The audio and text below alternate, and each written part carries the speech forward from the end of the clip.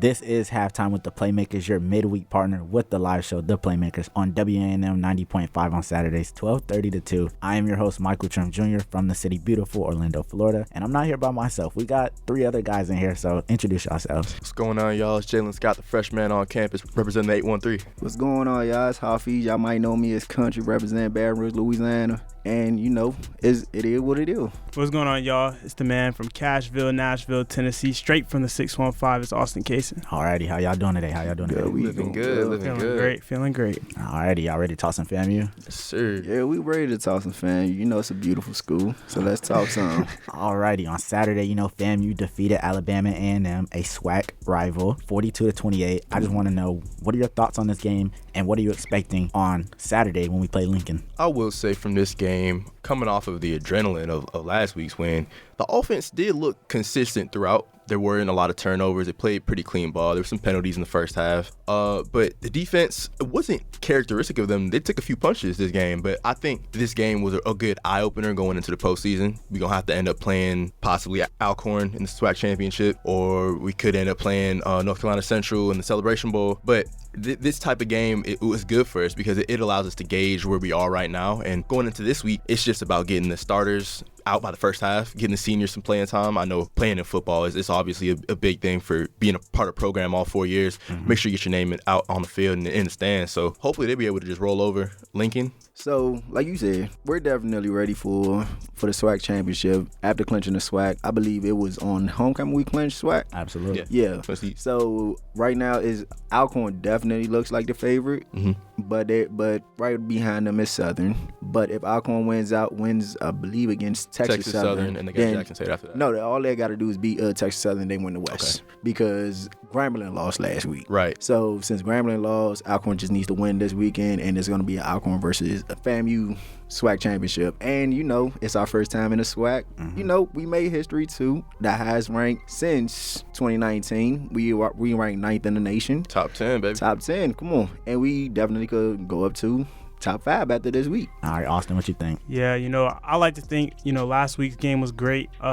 First half, we was only went into halftime up 3 points, which, is a little bit shaky, but I like the way the guys responded coming out of halftime and, winning the second half 18-7, kind of running away with the game. I feel like that's a big thing, when faced with adversity and, maybe Alabama A&M was in the game a little bit longer than we thought they would be, but it was good to see the guys stick with it and go ahead and run away with the game. But we almost forgot, though. We was up 17-0. I was going to say, I was 21 unanswered. I was going to say that. I was going to say that what Jalen said, it was uncharacteristic. Yeah, giving up 21 unanswered points, we haven't seen that all season. And then giving up 28 points in total to Alabama A&M, that was the most since we gave up to University of South Florida in week 2? Week 2. Yeah, but we haven't even allowed 20 points all season. Well, I'm sorry. Was it 20? I think we gave up 21 to 20. It was either 20 or 19. Yeah, it was one of them. But that was the lowest we ever allowed. Mm-hmm. It might have been Texas Southern if I'm mistaken. Going up, we was up 17-0. So I feel as though once they went up 17, you start seeing Coach. It was Texas Southern. Okay, I was right. So once we went up 17. You saw they let off the gas a little bit. You know what? Now we can start resting because apparently we probably was watching the Grambling game, and we was watching the Alcorn game to see who won out of those two. And I don't know what happened. We got a little cold feet, but after halftime, different team came out. But 21 unanswered is unheard of. We my thing with fam is we can't let up anymore. We can't start. The slow starts has to stop. Yeah. The late starts, the early starts and the slow finishes has to stop. It's got to be what we did against Prairie View. That was amazing. I'm sorry. It was everything. Complete game. But we got to be able to play like that every game. And Prairie View is not a bottom tier team. They was actually supposed to win the SWAC West. They was one of the teams they had favor win the SWAC West. Mm-hmm. So for them to come here and we only allowed them to score 7 points and they averaged 22 on the season.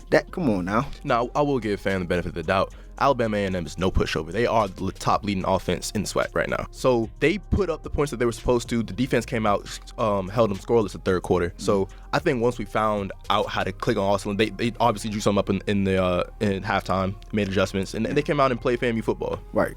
Now on to FAMU basketball, men's and women's. We opened the season yesterday. Both teams, the women's played the Lady Vols, yes, and the men played Crichton. So first, let's touch on the men's basketball team. They lost 105-54. Our leading scorer was Keith Lamar with 16 points. He shot 7 for 17 from the field. Crichton, they showcased that they are levels above us, shooting the three very well, hitting 18 of their 38 three-pointers on 47% shooting, shot 56% from the field, out-rebounded us 53-21 on the game. Yeah, so, that's unacceptable. Tell them how many offensive rebounds they had. Creighton? Yeah. They had 17. How many total rebounds did we have? 21. So yeah, they were very much more physical than us, and they wanted it more. They're obviously a better team. They're ranked number 8 in the country. So my question to you guys is, what are your expectations for the men's Rattlers for this upcoming basketball season? Austin, you can start it off. Yeah, for me, I would just like to say, while last night was absolutely abysmal for the Rattlers, this was not a game where we looked to come into the game and really look to win. Just being realistic.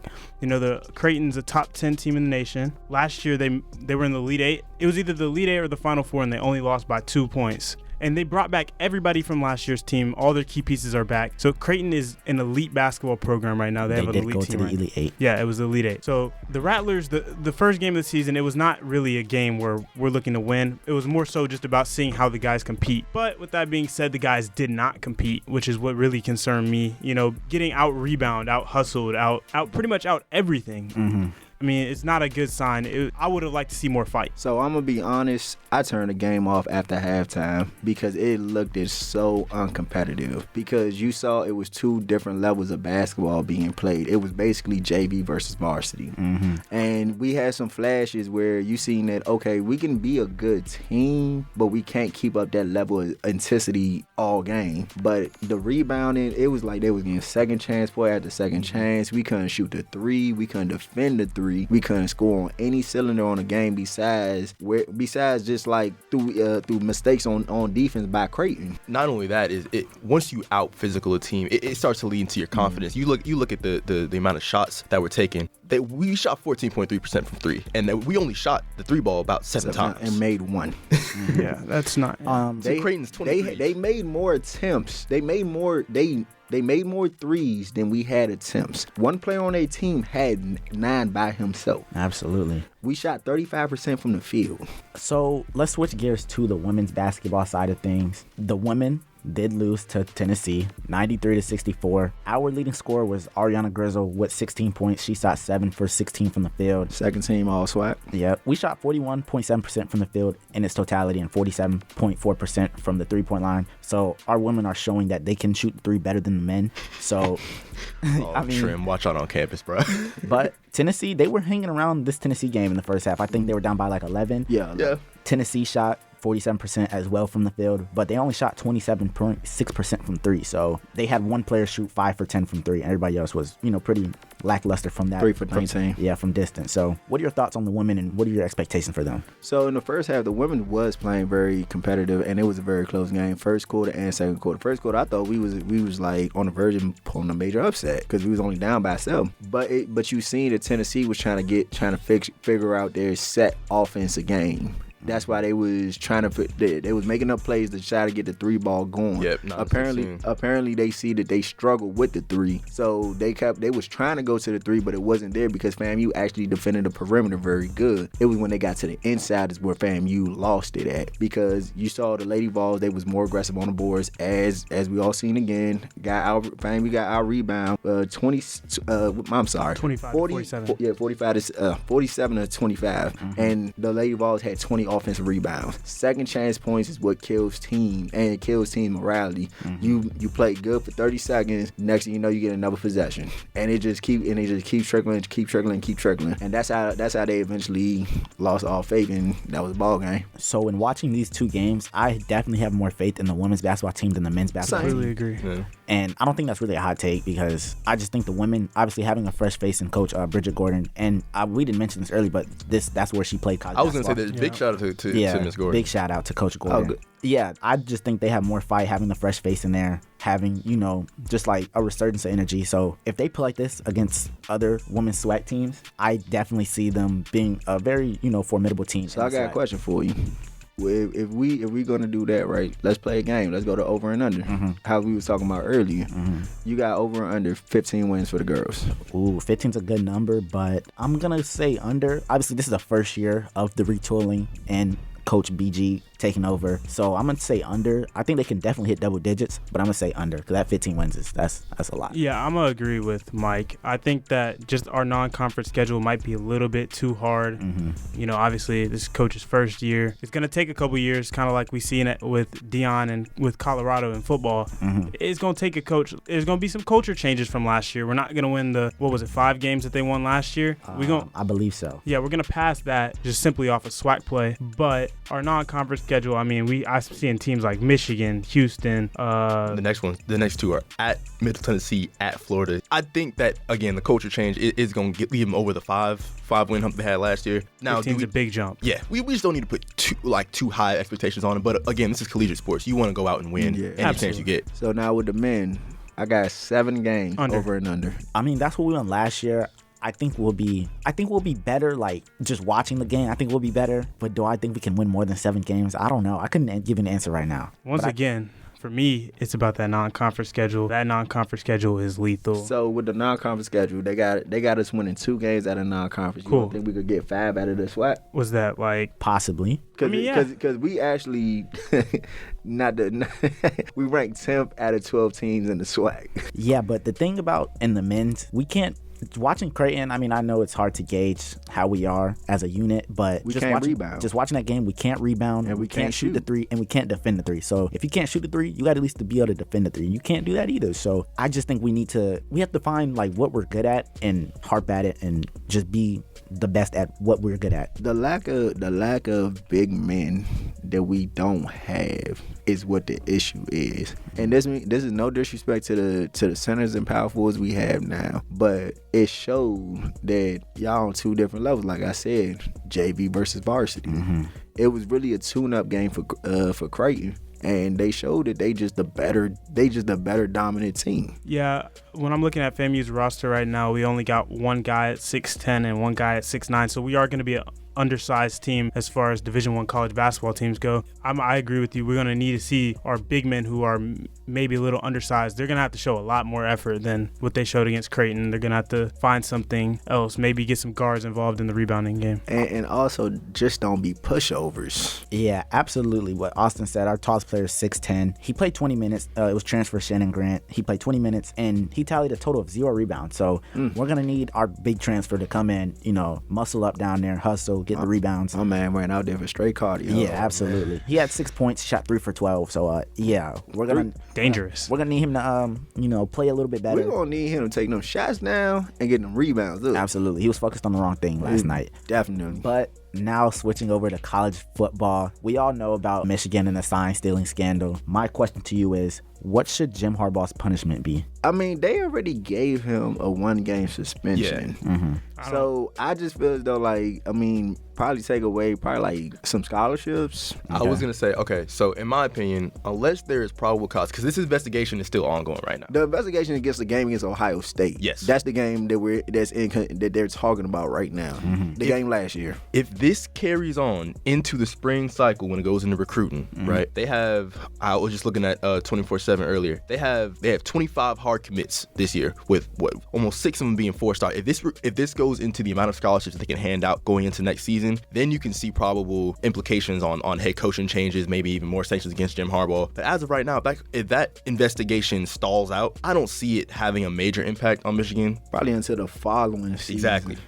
He probably will get another suspension. Probably won't happen this season, because I believe by the time their investigation is over and done with, the season's going to be over. So it's more so they're going to put the sanctions following year. Okay. My thing is, I don't understand this, right? With the era of NIL came in, why are you still cheating? Well, I feel like this cheating is didn't really have to do with recruiting. It more so had to do with game plan. But it still has to do with recruiting. Because now that's the president for your recruits. Every win that you get ties into recruiting. Now I could go in and say, how you think Jimbo got all those players? Why? Because that year they beat Alabama. So he said, you see, we have the talent to beat Alabama already. Now if we add you, we can even beat Alabama for years and years and years to come. So wins come with recruiting. Like everything that happens in college football comes with recruiting. NIL, recruiting, wins, TV broadcasting, TV. What time you have your games on? Yeah, I'm about to say, even your stadium comes with recruiting. Yeah, I absolutely agree with Country, because as a recruit, just put yourself in a recruit shoes. You want to know one or two things: how much playtime are you going to get, and is this a winning program? So, or do we beat our rivals? That too. So it's like Country said, there's a punishment coming, and by the time the punishment is given, it'll be at the end of the season. It'll be after the national championship game. So we'll have to just wait and see for that. But on to NFL. Last week we seen the Chiefs beat the Miami Dolphins 21-7. My question to you guys is: are the Dolphins pretenders? And I'm gonna throw it to Austin first. Let me know what you think. Absolutely they are. Dolphins, they're 6-3 right now, which is, great by, pretty much any metric. That's about where you want to be through 9 games of the season. Mm-hmm. But when you look at those 3 losses, those are the 3 real games that they've played so far. Against Buffalo, against Philly, and against Kansas City last week. And the way that they started the Kansas City game this week, they were down 21-0 at half, and they really just looked like they didn't even want to come out there and play in Germany. And that can't be an excuse. I just feel like all 3 games, it's not even just that they've lost, it's that they've gone out there and they've looked like the second best team out there. They've looked worse, considerably worse than all 3 of those teams that they've lost to. Haven't put up much of a fight, and so that's what really concerns me about the Dolphins. Okay, Country, what you think? It's like we all missing the biggest picture in here. Like Mike McDaniels does not know how to do in-game adjustments. So you see when a team knows how to stop the Dolphins offense, he doesn't know how to change gears. He shuts down. He starts trying different things, trick plays, like with the Tyreek Hill fumble. Even though that was not a catch. I don't know how they called it a catch, but still, you trying to new wrinkles that's not gonna work. So once everything falls down, is feed Tyreek. That's like your go-to now. Like you forget that you have a Jalen Waddle. You forget you have a Raheem Mostert. It's like once they take away the explosion plays, you don't know what to do now. You don't know how to move the ball methodically down the field, which is going to be a problem because you're going to run into the Kansas City Chiefs, Buffalo Bills, you could say that, the Baltimore Ravens of the world, and the Cincinnati Bengals. So if you don't know how to do in-game adjustments, bro, they're going to be pretenders all season. The AFC is way too it's tough. Stacked. It's way too tough. Yeah, I definitely think the Dolphins are pretenders. We know last week I said, the Dolphins really needed this game, and they dropped the ball on it. So in a tough AFC, with teams like the Bengals, the Ravens, the Buffalo Bills, who's in their division, every game counts right now. And if you make the playoffs, you're going to be a first-round exit because you're going to play one of them powerhouse teams, and they're going to show you why you need an elite quarterback under center. So I definitely think they're pretenders. Because I would say the best team in the AFC is not going to make the Super Bowl this year. Who's the best team in the AFC? It's the Ravens. Oof. They're not going to make the Super Bowl this year. Record-wise, they are, but You still want to say Kansas City? Honestly, even like, because the thing about that's going to come down to it is matchups. Mm-hmm. And I believe certain teams can't match up with another team, even though they might be better than that team on paper, but the matchup is going to be favorable. When in the NFC, it's only a 3-team race. Mm-hmm. But in the AFC, it's going to be a 10-win team that does not make the playoffs. I believe the whole entire AFC North is going to the playoffs this year. The AFC North could do that, but they would need the Bills to drop some games. The Bills are already 5-4. They will be last place in the AFC North right now. True. And that's why I don't even think the Bills are going to make the playoffs. Bills should be 4-5.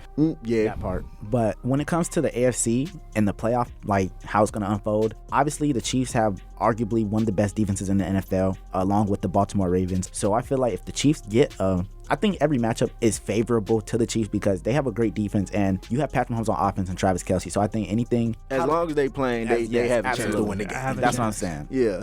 On to the NFC right now. The Eagles and the Cowboys played each other, and the Eagles came out victorious 23-28 in favor of the Eagles. And my question to you is, are you more confident or less confident in the Cowboys with this loss? And before I toss it to one of y'all, I just want to say this is not a Dak issue with the Cowboys. A lot of people want to throw it on Dak, but Dak, he's been playing some of the best football of his career right now. In the game against the Eagles, he threw 29 for 44 on 374 yards, 3 passing TDs, and he outplayed Jalen Hurts. So you forgot the most important part. Zero interceptions. I was waiting for you to say it. So, Country, you're the Cowboys guy. I was about to say, Country looking over here. What you think, man? Nah, it's more so, I'm not, that was one of the best games that I've seen that we lost. Because usually when we lose games, it's like it's some ugly losses. It's some ugly losses, and just like you could say it was Mike McCarthy, it was this, but we lost because of two things. Talk to me. Terrence Steele and then officiating. Officiating was so questionable the whole entire game. It's like the 4th down completion to Schoonmaker, right? Mm-hmm. It was called a completion. I got a question for you, right? Mm-hmm. Do you remember the Dez catch? Yeah. Why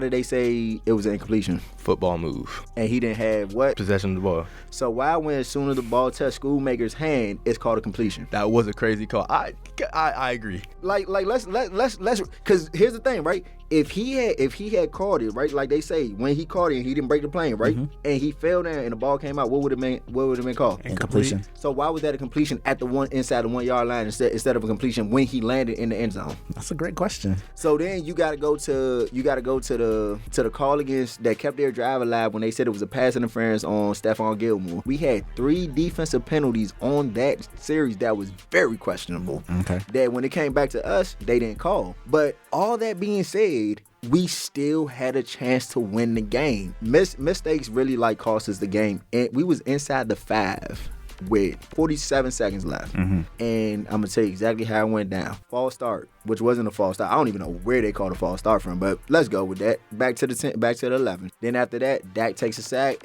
He shouldn't have took the sack. Same thing. It was still... it was a roughing in the passer because why? Jalen Carter dived at his helmet with his shoulder pad. Yeah. We're going to leave that alone. And then, the delay game pushes all the way back to the 26, and, it was all she wrote from there. He missed a couple of throws, but another thing that it showed, Jerry Jones made a huge mistake. What was that mistake? Michael Gallup. Okay. Yeah, and that's probably why they brought in Martavius Bryant. Yeah. Who's been, MIA. For 2018. But yeah, I'm going to say, I forgot that man even existed. That was... I don't even know why we get somebody off the street that ain't played football since 2018. Yeah, that was interesting. But yeah, for me, I feel like, the Cowboys showed themselves, but, hey, at the end of the day, if that's a couple months later, that's going to be an L, and that's going to be the end of the season. Yeah. Those are games that when you look back, you look at how the division race ends up, you need that game. I mean, while there's some stuff that the Cowboys can take away from that as good, I don't know how you can be more confident in them after that game. To your point about Dak, though, you can definitely conclude, because when they met earlier this season, all fingers were being pointed at Dak. Absolutely. As to what the outcome of that game was. But that's the easiest finger to point at the quarterback at all times. If you watch the Cowboys game, Dak looked way more smooth. I don't know what the adjustments were made, but he looked way smoother. He started using his legs. Yeah. He started using his legs. That's why that's been the biggest knock on Dak all season. He doesn't use his legs. He stands stagnant in the pocket. And when he decides to, the first read not there, the second read's not there, and you try to force it to the third read, that's when the mistakes happen. That's what happened in the first game, yeah. Yeah. So now it's like, you know what? But let me start creating plays, what I used to do. The old Dak Prescott. The Dak Prescott that got the $40 million. Yep. And you see he's playing hungry. But absolutely, but when you look at the Eagles' next 5 games compared to the Cowboys' next 5 games, Cowboys have a very favorable schedule in their hand. We got the Giants, Carolina, and I believe the Seahawks, and then we play the Eagles. While the Eagles got the Chiefs, the Bills, and the 49ers, then the Cowboys, and the Seahawks, and then the Seahawks. So that is a gauntlet right there. That is a gauntlet. While we have, I'm not saying we have a bye week because it's still the NFL, but we have a more favorable schedule to meet them at, I believe, 8-3 or 9-3. While they can actually be 8-4, maybe 9-3. Because honest truth, I guarantee you only have them favorable in 2 of those games, and the other one is in the other games is a toss up. I have them favorable in the game against the Cowboys. I think they'll sweep the Cowboys. I mean, they may split, but I believe it's gonna be a split just because it's a division game. So we can say they'll split to the Cowboys. The Cowboys get that game. I think they'll beat the Seattle Seahawks and the 49ers. Hopefully by that time, Brock Purdy, Deebo Samuel, everybody's back on track doing what they do best. The Bills, that's a shaky game, but I could see them beating the Bills. The Bills, because you never know what you get from Josh Allen. He's very turnover prone. And the Chiefs, I think this is another game where we're going to see the Chiefs be the Chiefs. That defense is going to show out and show up and stop Jalen Hurts and the Philadelphia Eagles. Yeah, I think the Chiefs, they love to show up for big games, so that's going to be a good Their one. Their defense loves to show up for big games, but it's like then you get games against the Denver Broncos where they only score 8 points, which just makes no sense. Yeah, this is the best defense in the Mahomes era, so it just makes me more optimistic that Patrick Mahomes is going to see this opportunity because everybody wants to win more rings and Super Bowls, so I think he's going to see this as an opportunity that, dang, I have one of the best defenses in my career. So. But you know who nobody's talking about, but I think everybody's starting to talk about them a little bit? The Baltimore Ravens. Yeah, they're the most underrated MIA, team. yeah. They're 7-2. They are literally the most quietest at 7-2, but at the same time, that bad man in Cincinnati is coming back, bro. Absolutely. Yeah. People we talked about this earlier in one of the earlier podcasts about if we should panic about Joe Burrow, and I said absolutely not. We all say no. We all say no. No, because he was hurt at the beginning of the season, and you could really see it how it was affecting him. He wasn't looking very sure about his throws. He would even talk about it, pretty openly, like he's just trying to get better every week. He doesn't feel great, but man, with him and Jamar Chase, we saw flashes of it. I think it was week 3 against Arizona. They connected for like 4, I think. That was crazy. Man, when those two guys are dialed in, they also got a plethora of great receivers. Tyler Boyd, T. Higgins, Joe Mixon out the backfield, Irv Smith Jr. at the tight end spot. So this one thing I want to say about the Cowboys and the NFC. This might be the best year that the Cowboys have a chance to make it to the NFC Championship. Okay. If we are able to sneak and win the division, or vice versa, we can actually get a game where we don't play the 49ers and the Eagles and the 49ers play each other. Okay. While the rest of the NFC, the NFC is really a 3-team race. I'm not knocking the Detroit Lions because they still good, but as it's been shown, they're not very beatable. They're very beatable. They're very beatable. And then you got the Seattle Seahawks who look like a shell of themselves. And who else? Who else after that? Nobody really, worth anything. But when you look at the AFC, you don't know who's coming out the AFC. That is a very competitive. So that leads me to my next question. Which team out of the Kansas City Chiefs and the Philadelphia Eagles, the teams that met in the Super Bowl last year, which one of them has the best chance to make it back to the Super Bowl? The Eagles. Yeah. The Eagles. Okay. Because if the 49ers and the Cowboys play again, it's gonna be one of those two teams playing against the Eagles in the NFC Championship. Yep. So they always will have an easier path, regardless of who. When you got Kansas City, who they either going to have to play Baltimore, they're going to either have to play Cincinnati, who they struggle against faithfully. So we can all agree that this is not like a talent thing. Like the Eagles are better than the Chiefs. It's more of a a 3-team race in the NFC. And yeah, because it's like you got to look at it's one team has a gauntlet. Yeah. The other team just has a hurdle. I would take my chances going over a hurdle than going over a gauntlet. Yeah. Because a gauntlet you don't know what to expect. Because it's going to be a good team that does not make the playoffs in the AFC. Yeah. Couple of them, yeah. There could be a couple of teams above 500 that we like. Dang, they couldn't have made the playoffs. Well, actually, could have made noise too. If we're really looking at it right now, I think Houston's going to win the division. No, I'm sorry, Jacksonville. Jacksonville's going to win the division right now. Yeah, they 6-2, Watch out for them 6-2, 6-2. 6-2. So the Titans, this guy. you didn't believe that. I give you out next year, bro. Will Levis, I think Will Levis is actually pretty good. He's gonna be pretty good. Yeah, but the Titans and the Houston, they not making it. I mean, I'm not gonna say they're not making it. They looking very scarce not to make it. But it's only gonna be one team out of the AFC right, South. AFC South. Then when you look at the AFC North and they gauntlet, bro, I got a crazy stat. I got a crazy stat for y'all to know this. Do y'all know if I told you a team is getting outgained, outscored in point differential, Pittsburgh, but they got a winning record, would you believe me? Pittsburgh. Yes. Pittsburgh is 5-3. Shout out LeBron. Getting outscored by 30 and getting outgained by 150. TJ Watt is single-handedly. I'm not gonna say It's not TJ Watt. No, that defense is. It's not. I'm trying to tell you. It starts with TJ Watt. No, it does not. It sure It starts with Mike Tomlin. No. That is the best coach in football. That starts. That is the best coach in football. I'm not gonna engage in that conversation because I don't. That's a good question. I mean, that's a good conversation to have, but I think TJ Watt, heart and soul of that football. Bro, their defense is bad for all right, and they got a cancer in their locker room too. George Pickens. Yeah. You think so? Yes. He's doing too much like social media and stuff like that. He is being very pouty because he's not getting the ball. If he doesn't score, he throws a temper tantrum. That's why Kenny Pickett hates throwing him the ball. Like if you see Kenny Pickett hates looking his way unless it's a play that's designed for George Pickens. If not, he's going to Deontay Johnson. Yep. So we talked about the AFC South a little bit. You know, the Jaguars are leading the division right now at 6-2, and the Texans are not too far behind at 4-4. So my question to you guys is, can CJ Stroud lead the Texans to the playoffs? Austin, you can start it off. I think Will Levis can. All right, Jalen, you can go ahead. No, I'll be for real. I think it's very possible. I mean, last week showed a lot of promise from CJ Stroud and his abilities.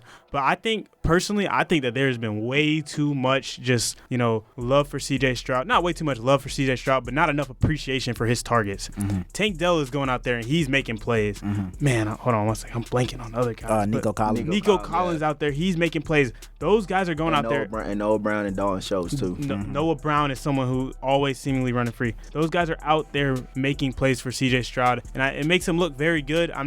No knock to him. CJ Stroud has been nothing short of phenomenal, but I mean, that offense is something special. I don't know about that defense though. They're not. I will say that's going to be the major thing that's going to hinder Houston. It's that defense, but I think Bobby Slonik, the head coach for the offensive coordinator for the Texans, he's building a system around CJ Stroud to allow the players that his supporting cast to go out and make plays for him, like Tank. And I think when you put your younger players in a position to go out there and make plays, and especially going into next season, building a stronger supporting cast around them, I think that building that cast around CJ Stroud is what's going to help them throughout the rest of the season, because like you said, he's being put in position to go out there and have guys make plays for him. I think he's a talented quarterback, but of course he's still young and he's still got a lot of development to go in the rest of the season. Nah, for real, but CJ Stroud is still out there, 14 touchdowns to 1 interception. Mm-hmm. Like, we're not about to knock it. Like, a lot of quarterbacks had talent and they still was sorry. Like, let's be for real. Like, let's look at for instance Atlanta for instance. I believe Atlanta got way better talent than Houston do.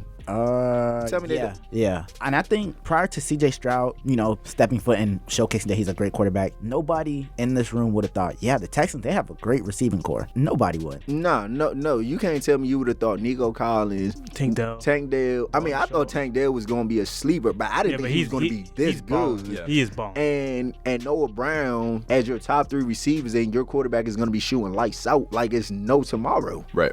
But this also shows teams need to stop reaching for quarterbacks. Mm-hmm. I think Carolina just hindered themselves about 10 years. Yeah, 10 years. Is and crazy, no, not 10 years, but they did hinder them. I don't know. We're counting Bryce Young out right now. I'm not counting. No. I'm not counting. Bryce Young is a good quarterback. Mm-hmm. He has nothing to work with. That was my whole point. Was that you're building a cast around him. Building nothing. Perfect. That move, if the Carolina Panthers are already at number 1 and they just drafted Bryce Young and still had their assets, they would be fine. But since they traded the farm for Bryce Young, now it makes him look bad because he has to play better than what he is, and that just puts the organization in a bad spot. And just look at this though, right? My whole thing is like, you have a plethora of quarterbacks that was coming in the following draft. You had 2 what you would consider generational quarterbacks in Drake May and Caleb Williams. Mm-hmm. Why would you reach on Bryce Young so early? You all the way at number 9. Then you give away all your assets. You don't have a first round pick until the next 3 years. Yeah. How are you helping Bryce Young out? That means your scouting department, y'all better be locked in with them late round picks. You got to be locked in with the late round picks, but I think it's something that we might be overreacting about, because it's a lot of them wide receivers that do slip into the late first round, second round, third round, and that's late first round, second round, third round. That's not some place that's too difficult for them to trade into and maybe go get a guy who can go out there and catch passes for Bryce Young. But I think above all that is they need an offensive line. They need to protect that guy. And that's what I'm saying. We already knew you need offensive line that for a fact is ready to play. When you see a boy from Notre Dame coming through, that's who you need to draft. And you're not gonna find no Notre Dame offensive lineman all the time in the fifth, in the later rounds, because usually the good lineman's already gone. You gotta find a diamond in the rough in the late round. And a lot of teams don't know how to draft good linemen in the late round unless you the Dallas Cowboys, the Baltimore Ravens, or the Kansas City Chiefs. Them the teams that know how to draft them offensive linemen in the later rounds. But I just feel bad for Bryce Young, because it's just not right for an organization to do that to a player. Trade away all your assets and say, figure it out. Victory. Here's something that I will say though. This is not a whole lot different from what we saw with Tua down in Miami. First year, turns the ball over a lot. They didn't reach for Tua though. Took him at what, 5? But that was in a reach. They was at 5. They didn't trade. That's true. They didn't trade away assets because what they do the next year? Get Jalen Waddle. That's true. And the year after that, Tyreek Hill. That's true. Alrighty, on to the NBA now. So the Los Angeles Lakers, with LeBron James on the court, they have an impressive offensive rating of 116.7. But when he's off the court, they drop to 91.2. And defensively, opponents score 107 points per 100 possessions with LeBron. But without him, it's 127.8, resulting in a 46-point differential. And LeBron right now, in year 21, is putting up 25 points, 8 rebounds, and almost 6 assists per game. That's crazy. So my question to you is, are you guys concerned with the Lakers' recent play without LeBron on the court? Always. Yeah, I feel like that's been a case. It's been outside of Miami. That's been the case for almost every. That's single everywhere. team. Yeah. No, even at Miami, it was a concern because it's like when LeBron wasn't on the court, you saw a different team. Like it's That's what happens when you have a LeBron type of player on the floor for you. That's what you would say. It's like the whole dynamic of the game very much changes. It becomes a when different LeBron sport ain't on the almost. court. Yep. Because it's like LeBron soaks up so much that when he comes off the court, it seems like it's an extra defender out there almost. Right. It might seem it's when LeBron is playing, it's like you're playing 6-on-5. When he's off the court, it's like you're playing 4-on-5 now because it's like that lack of depth that he's always had since he's been in the NBA. It always shows. LeBron has never had like a dominant bench besides the 2011-2012 Miami team when he had Mike Miller, Shane Battier, all of them coming off the bench. Ray Allen was the next year. Yeah, 2013. But still, he's never had that deep of a bench. Like it's crazy. But we sitting here like this man is 40. And he's averaging 40 minutes a game, dog. Yeah, they said they were trying to keep his minutes under, I think, 30. 28. But when it comes down to the end of the game, you can see LeBron wants to be in. He wants the ball. He wants to make the plays, and he's doing it. Like the other night against Miami, I think it was like 6 seconds left. They were down by a point. LeBron's on an ISO. He finds Cam Reddish open for a 3 in the corner. He misses, but that could be a win. Like it's just one shot. That's why I don't think like the minutes thing. I really wasn't concerned about that because when it's game time, LeBron's gonna be on the court regardless. Right. Regardless, he's getting it done. He's still putting up. He's like I don't know if I was talking to somebody, but LeBron is still a top 5 player in the game, and I would arguably go. He can do what he wants. On certain nights, he looks like the best player in the NBA. Sometimes he can do what he wants whenever he wants. That's what I'm saying. So LeBron top 5 is not crazy, but it's kind of crazy. It's debatable. But I don't because you got Jokic. one game. You would want LeBron over Jason Tatum. In my opinion, Kevin Durant over Joel Embiid. I don't even have Jason Tatum in the top 5. In my opinion, I think that top 5. I think that Jokic is the only person in the league that can control a game the way LeBron does. Giannis? Absolutely. No, absolutely It's only Nikola Jokic. It's only Nikola Jokic. You take Giannis off the Giannis floor, is dominant. The Bucks are still going. Giannis is dominant, but he does not control the game. Okay. Giannis is not going to control the tempo. LeBron controls the tempo. He controls every facet of the game. Oh, I see what you mean. Directing traffic. I see what you mean. Him and Jokic have that cerebral approach to the game of basketball that not too many people in the NBA have. LeBron made some comments after the Miami game, and he said if he didn't go to Miami, he'd still be a dominant player. And I want to start this conversation off. I agree with LeBron. Yeah, he also said that he would have less rings. I agree with that as well, but he'd still be LeBron James. He'd still be on the all-time scoring list. He'd be up there. I don't know if he'd probably still be number 1 because he'd probably still be playing right now. I don't understand what's there to disagree about. Yeah, like we're acting like they're acting like his career started in Miami. Yeah, bro. LeBron James had 4 Hall of Fame stints. Like, let's talk about it. The first time in Cleveland, that's a Hall of Fame stint. The Miami, that's a Hall of Fame stint. Talk to me. Cleveland, that's a Hall of Fame stint. And Los Angeles, a Hall. I'm like, bro, it don't matter if he was playing for the Charlotte Bobcats. He was playing for the Hornets, the Bobcats. The Bobcats, yeah. If he was playing for the New Orleans Pelicans, bro, he still will be a Hall of Famer. Absolutely. Like, LeBron is automatically GOAT. So him saying that was just like, bro. It almost went without saying to me. Yeah. I think a lot of the disagreement came with just his development in Miami because he went from being a younger face in the NBA to being. No, I'm not saying I disagree with you. What development? What development? Please tell me. The fact that he won a ring, that's the development? I think that overall he looked better on defense. That was bound to come. Whoa.